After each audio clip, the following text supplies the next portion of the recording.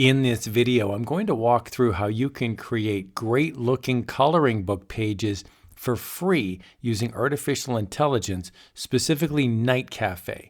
Now, if you've never heard of NightCafe before, it's pretty cool.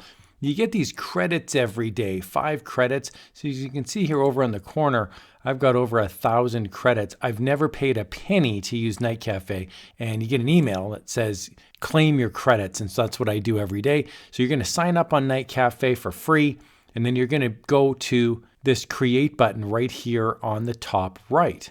Okay, now you just basically need to set up some settings here on the left-hand side. I'm going to click on model, and you're going to see all these different models that come up. And these are like filters or engines that drive your text that you're going to put in. So I've scrolled down and I'm going to pick this one here, Starlight XL.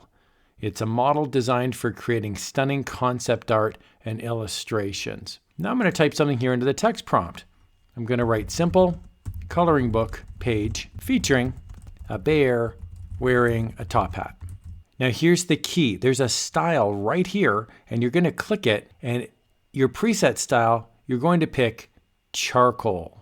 And now I'll click the create button.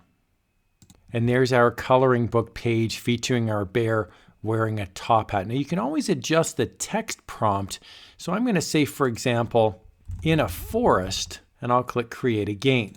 We can see that looks pretty good. Now you can make your text prompt more detailed if you like. And one thing that I recommend you add is the following phrase: minimalist, black, bold lines on white coloring page, line art. And I'm going to click create. And as you can see, it's done an okay job of trying to remove some of the interior, because you'd want to color this, right? So I've run this now a couple times with that prompt.